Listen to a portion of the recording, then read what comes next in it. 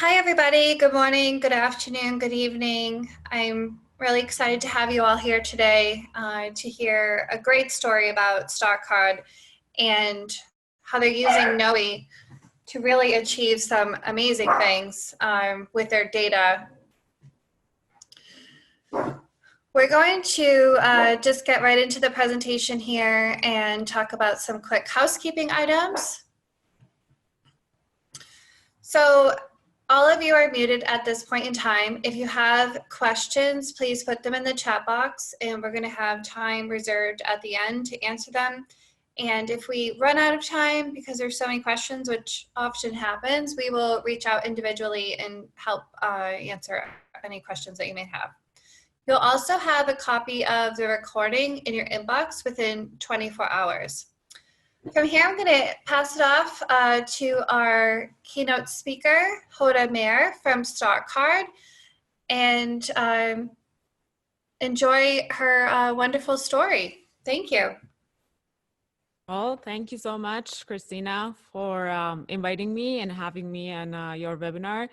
I'm actually super excited to be here because Knowi is one of my favorite tools I use daily at my company. And I like it so much that there's an internal joke within my team that when people want to say I like something a lot, they say she almost like it as much as she likes Knowi. And this is really, honestly, it's now, they use it as a joke, my team, and you see that our social media team did a little tweet here about that internal joke, but it's joke, but it's also a reality. I really like Knowi, and I think Knowi made a big difference in terms of how we run our product, our company, and how we're actually building our product. So that's why I'm super excited to be here and share our story with you. A little bit about StockCard to give you context in terms of why actually data matters to StockCard and who we are and what we do. StockCard is a online tool for do-it-yourself investors, and we have the mission to eliminate the possibility of making mistakes, investment mistakes for everybody. So anyone, we will be happy the day that everyone around the world can make investment decisions on their own, any kind of investment decision, and can make those investment decisions without making mistakes. That would be the beautiful world that we're trying to build for everybody out there. But for us to get there, you would probably say, well, it's very difficult task. And yes, it is a very difficult task, because if you are making your investment decision, if you are a do-it-yourself investor on one side, and you want to get to those mistake-free investment decisions on your own on the other side, there is this wall of barriers. There's a lot of barriers out there, but the most important ones are people don't know. A lot of do-it-yourself investors basically didn't have the education, I guess, at the beginning in their school or in college or wherever that they studied. They don't have the required education. They don't have the know-how. We live in the age of internet. There's an overwhelming amount of information, especially free information or even paid information out there that prevents a lot of us from making good investment decisions. It's time consuming, even if you know how. And if you know, if you can manage the overwhelming amount of information out there, it's still time consuming to do that. Moving on to some other barriers, the list of barriers, obviously, to make good investment decisions is a lot. Now, a lot of people want their investments be reflective of their values. It's not easy to do that. There's tons of recommendations and ideas out there on CNN and Bloomberg and, Facebook groups and Reddit threads, and you name it. There's tons of recommendations out there that are unvetted. Even if you hire an investment advisor, or if you will hire a professional, they're very expensive. First of all, it's very hard to trust them because you don't know whether their advice is definitely customized to your needs, but also it's very expensive. And we get the lower on the bottom of this wall, if you wish. There's this notion of scary, the scariness, you know, investing isn't a scary things. We all humans, and we get emotional about our decision making, and we all also have innate fear of losing our money. So long story short, again, there is this big wall of barriers between do-it-yourself investors and making good investment decisions.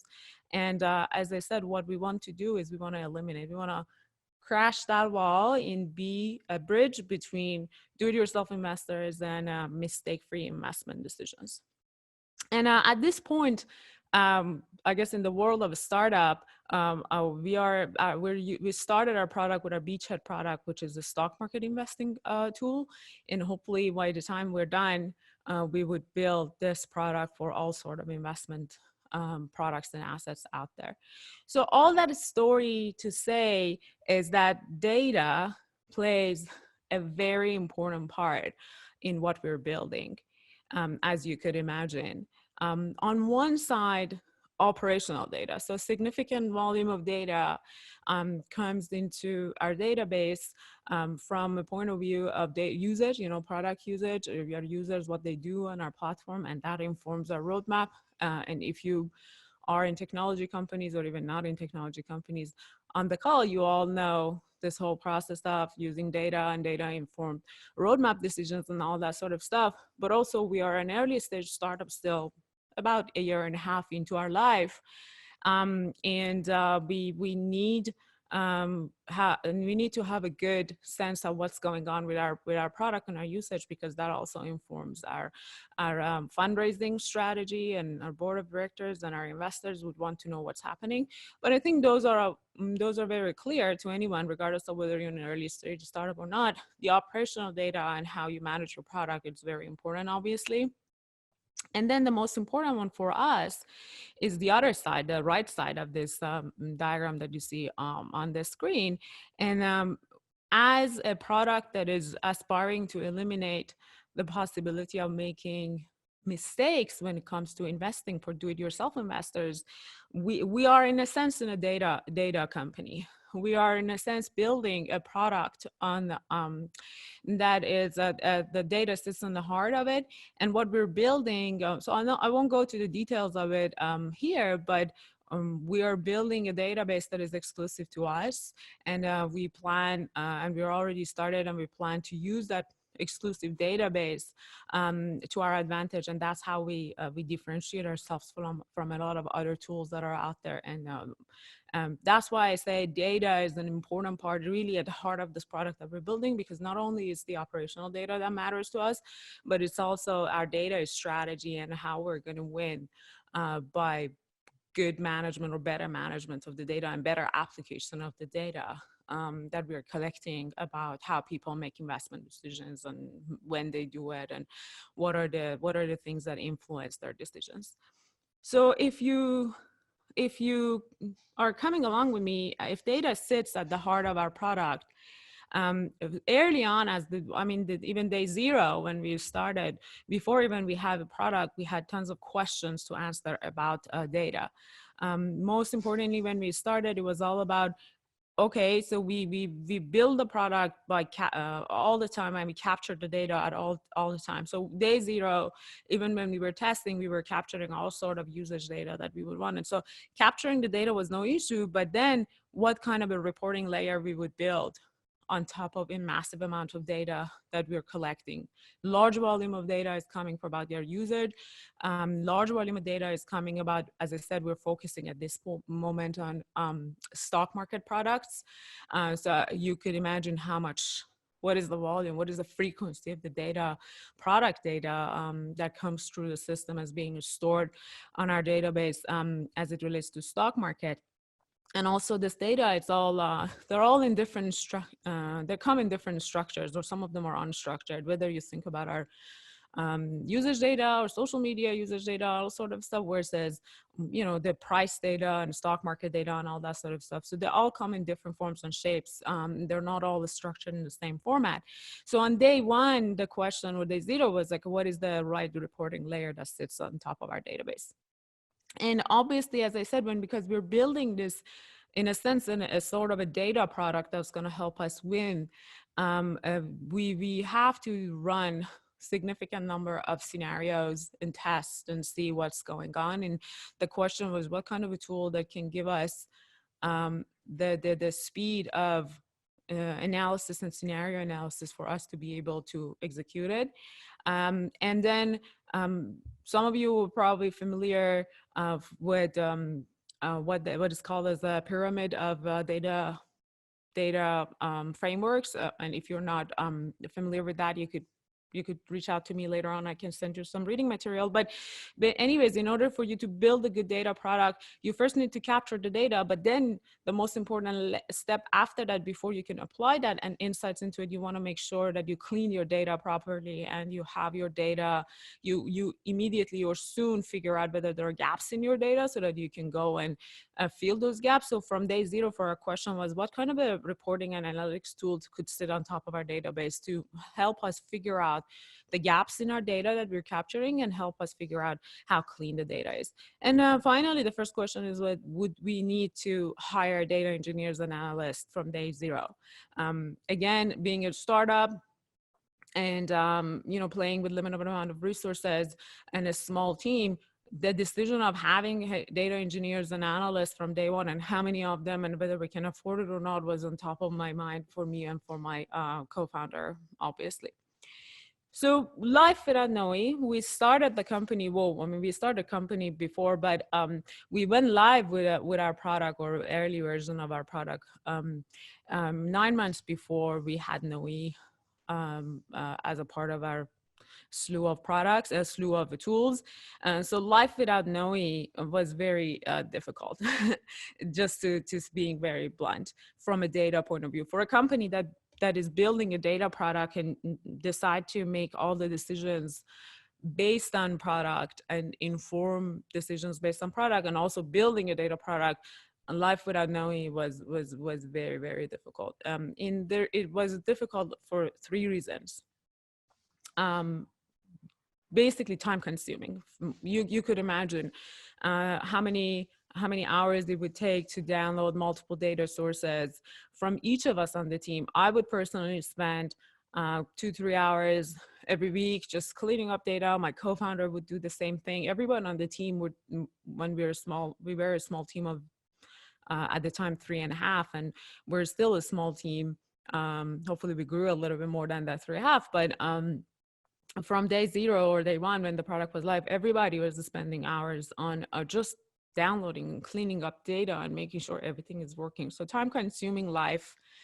Second problem we have in life without Knowi was that we found ourselves making product and roadmap decisions without being informed by the data. Or we would make a decision and then we would further later on validate it with data, because we just didn't have the speed of analysis in order to be able to inform our roadmap. So we would release a product feature, and then we would go, obviously we capture, but for us, in order to make sure whether the feature was impactful or not, it would take us quite a couple of days at least to come down to a solution, to an answer, and then we were on to the next feature. And so a lot of times this cycle, we had a very lengthy decision cycle that was not aligned with our development cycle. You want your development cycle to be as fast as possible, but your decision cycle has to be as fast as possible along with your development cycle. And there was this mismatch between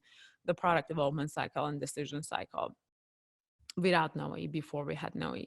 And obviously too expensive. So if we started hiring first freelancers, and then we started interviewing data engineers to be able to just figure out how we would aggregate all these different data sources that we have in a structured way, and how we would visualize it, and how we would run different scenarios. So we figure out immediately, or in a couple of weeks into interviews, that this is going to take us time to find a good resource, but also it's going to cost us a lot, obviously, in salary and all that sort of stuff. And we were willing to pay for it, but it was a big consideration. So every dollar that we would put on the data engineers and data analysts would go it would cost us something else, right? Like in other sort of development that we had to do. So I guess welcome to the life of a new startup. Life without Knowi was not easy when it comes to data. So I want to walk you through this very I guess simplified version of what our data framework looked like. And I tried to make it as easy as possible. First of all, because I'm a non-technical person. I mean, I am an economist, and I have an MBA, and I'm an investor. But so by all means, this is a point of view of a non-technical founder, the way I understand how things work here, and hopefully that is helpful to you, but also that talks to what Knowi can do, because a non-technical person like me can come and talk about the data framework behind our company, and it makes sense. When I walk you through it, you'll see that it makes sense, hopefully. And that's I guess just the very first value that Knowi has created made me better understand the infrastructure of what building and what the process works. But okay, so let's go through it. From a tool point of view, it's not very complicated. So everything we do in terms of product data and usage data, if you remember in the previous slides, I talked about usage data, which is basically once the users sign in, what they do and what they click on, where they go, and how many, all that sort of stuff. And everything that we have about product data. By that I mean, let's say a company, every publicly traded company that is available on our platform, it comes with significant amount of data, financial data and stock price data and market data and all sort of data. So both usage data and product data are being stored in Compose. And if you're not familiar with Compose, Compose is an IBM product. IBM is acquired by IBM, so IBM company, and it's a MongoDB based database, scalable MongoDB database. And so we use that as our primary source of data, and we capture everything there. We use Google Analytics. The second one is Google Analytics. Visit and session data is all being captured, and also source of data, a lot of where our traffic is coming from and all that sort of stuff comes from Google Analytics. And we use MailChimp as well. That's the third one. And that's, we do tons of segmentation and customer segmentation and things like that on MailChimp. So everything we do from a growth initiatives, so most of that data is being captured on MailChimp, and the trusty good old Excel. So a lot of our scenario analysis and things like that are all being managed on Excel. So now that you know where our data were being captured, obviously you have to download in these data in a structured way. The most important issue that we had when we didn't have Knowi was Compose is a non-SQL, non-relational database. So there's no, if you're not familiar with that, on Compose, it's not like Excel, right? You don't have these predefined tables of data that your data is being stored. The data is just being stored in a way that you would define it when you're capturing the data, but you can't just simply go and download it and it comes down in a very structured and beautiful way. An Excel file that a non-technical person can work with it. You obviously need someone to come in to define, if you want to be able to have good reporting, define the tables, right? And assign each piece of data is being stored to specific tables, and then you can download it. So that was number one issue, and that downloading and just querying the data, either product data or usage data from Compose in a way that my non-technical team can understand and start doing analysis on it or scenario analysis, that was already a big issue for us. And the second part was, how do we bring all these together? So how do we connect a usage data that comes from Compose with visit data that comes, or session data that comes from Google Analytics, with marketing data that comes from MailChimp, and how we apply our own internal things as easy as, how do we remove internal users? How do we remove beta users? How do we remove this set of segment A's data out of this data that we're testing? So these things sound very easy to do, or it's very, I guess, rudimentary. But even when you're downloading data from different structure, when one is non-relational, the other one is Excel and table, and the other one is based on different structure, matching and joining these data in a way that you could actually get an actual insights out of it was very difficult, and it is still very difficult, right? If you want to do it without Knowi. So we download all this data, and would take a significant amount of time for matching and joining different data sources from different tables and different sources. So it was this like fuzzy situation that we have with a lot of data. And then everybody on the team basically start using Excel. I call like Excel tap, people running scripts on it. So a lot of basically just scenario analysis and a lot of just trying to clean these things and spending significant amount of time to connecting the dots, if you wish. And then you get to a decision, and then the story repeats, and then you use that decision and go implement another feature, and the story rinse and repeat, right? So imagine this process that I just talked to you about would take us just 2-3 hours from one person for each of us to download the data, 2-3 hours to clean up and match this data, 2-3 hours per week. And when I'm saying per week, per team member, on extracting insights out of it, and then talking through it and discussing it and all that sort of stuff would take another 2-3 hours. So think about it, for a team of 3.5, how much time it would take per person, per team member, per week, to just go through this easy structure that I just talked to you about it. And then what happened with Knowi is that this whole process, this linear process that I talked to you, it's all became very easy to manage. It all became real time.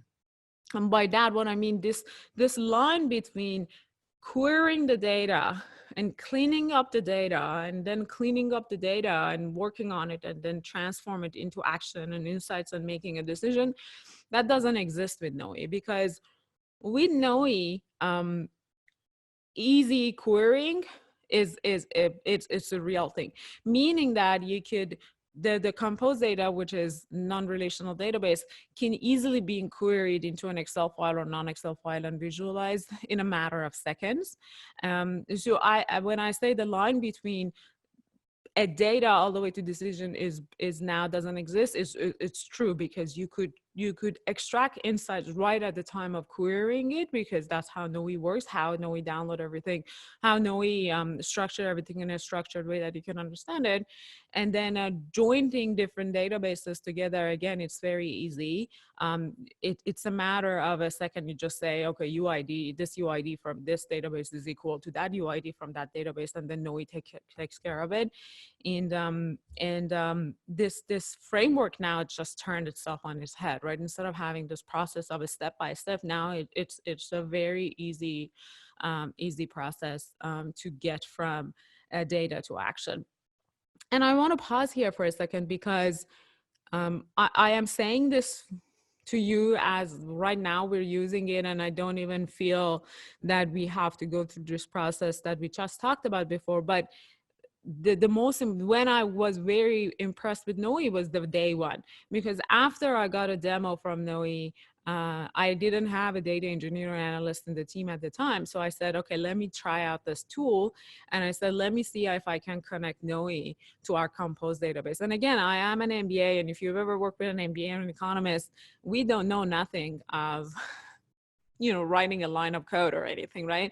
So what I did is just, I went to the dashboard, just copied and pasted some sort of a string of a database out of a string of letters and numbers from our Compose database, and I put it in Knowi, and then ta-da, data was being pulled in Knowi. And right off there, I knew sort of I'm in love with this product, and I would never let them go, because something that we were doing for hours and hours per week, and we were trying to hire an engineer that would obviously, in Bay Area where we live, cost us at least a very good salary and significant amount of money.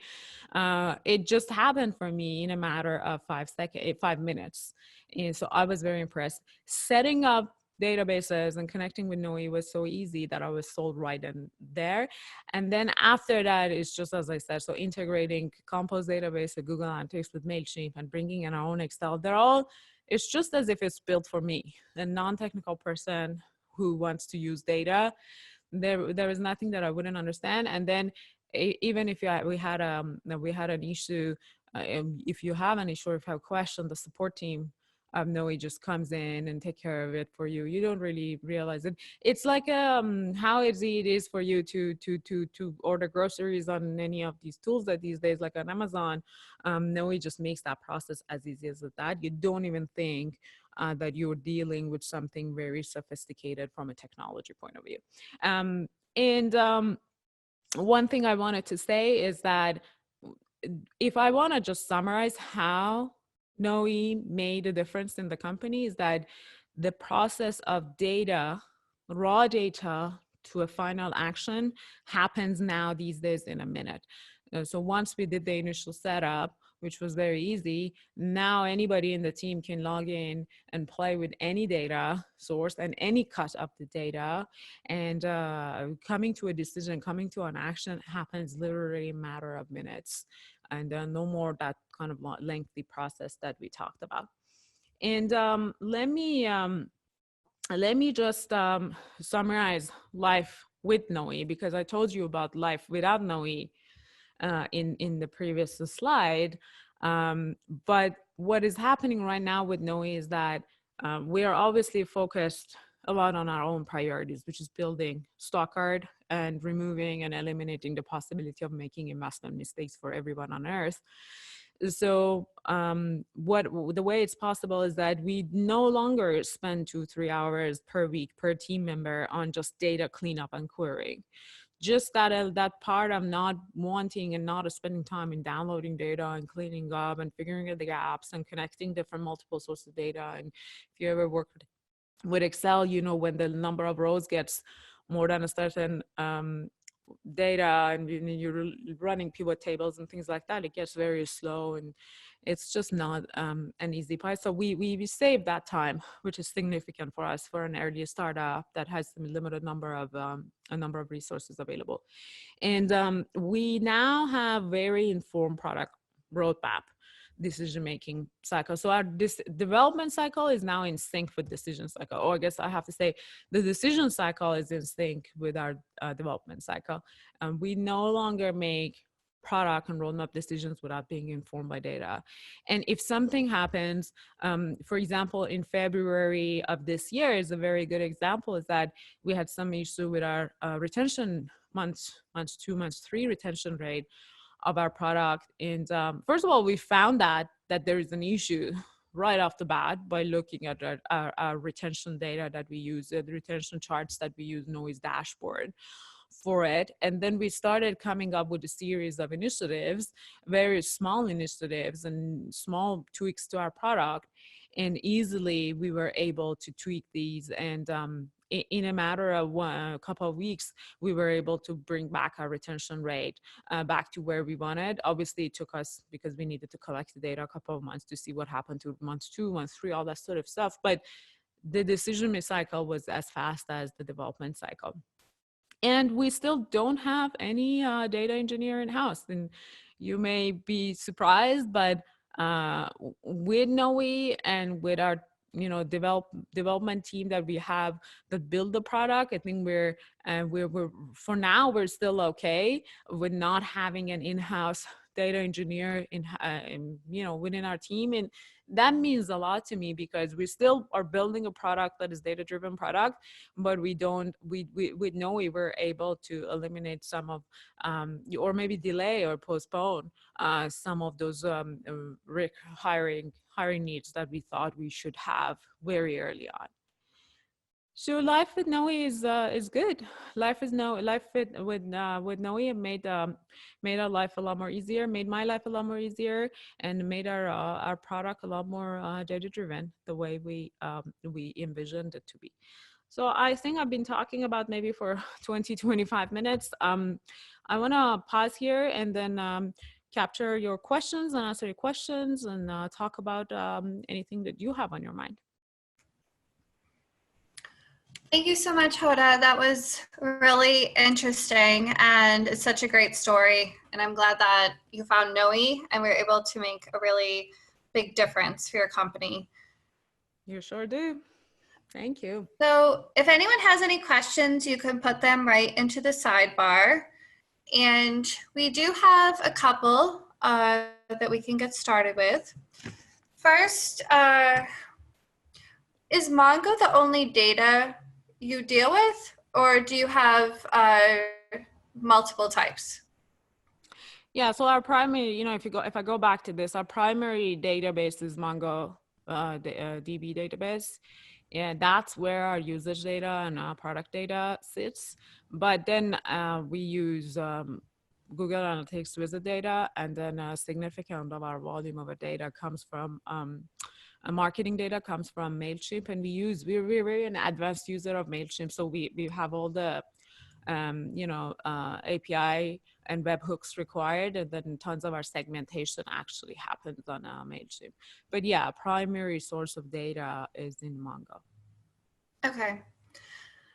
Thank you. Being a startup and, really thinking through where to spend your money and put your time, was it a big leap of faith to really put your trust in Knowi? Well, yeah, I mean, yes, it's a big, at the beginning when you're making a decision, it feels very big because obviously I did my shopping around, and I talked to a bunch of other data providers. And in my previous life, when I was in bigger technology companies and not running my own company, I've already used other sources of data, analytics tools that you're probably familiar with them. I've worked with all of them, right? All of them when they're out there, all the well-knowns out there. So I already had these experiences of working with other data sources. So, and I didn't have any point of reference in terms of like knowing whether Knowi is going to be better than them or not. So that obviously was a big decision. And I think the moment that I decide that Knowi is a lot better for us from point of view, what we're trying to do is when I went through the setup process. Because I went through the free trial or low cost setup process with other tools that are basically saying that they're doing similar things. And a lot of the tools I skipped, I didn't do it because in order to just set up and build the connections to be able to do the reporting and querying, which is the basic you want to do, I wasn't able to do it, and I needed to hire someone to be able to do the setup for me, right? With Knowi, when I was able to do the setup in 5 minutes, and this is no joke, people on the call, and you could send me an email and I can explain to you more and like get a call or anything. It took me literally 5 minutes to set up the connection between Compose and Knowi and start querying the data that the day before it took me 6 hours to do. So I think that in terms, when it comes to trust, when that was like a moment of like ta-da, right? Like the moment of aha moment for me is that, oh my God, I found the tool that I was able to set up and connect and query from a non-relational database to a table format query in a matter of minutes. And I think, and the Knowi support team did a great job in terms of explaining some security related stuff in terms of making sure the connection is secure. And yeah, I mean, that moment built the trust for me. And from there on, I was like, I found the tool we wanted. Thank you, Hoda. So it looks like we're actually a little bit over time, so I'm going to just conclude the session today. And I understand there's a few questions we didn't get to, so we will reach out. And again, we'll be emailing the recording to everybody after the session, so you should receive that within the next day. And I thank you all for your time, and thank you, Hoda. Yeah, thank you very much for having me on the call. And if anybody needs to reach out to me, my email is hoda@stalker.io. About Knowi, I'll be happy to answer more questions on my experience. Obviously, we'll CC Christina on Knowi's team so that they're in the loop as well. Thank you very much. Great chatting with you all.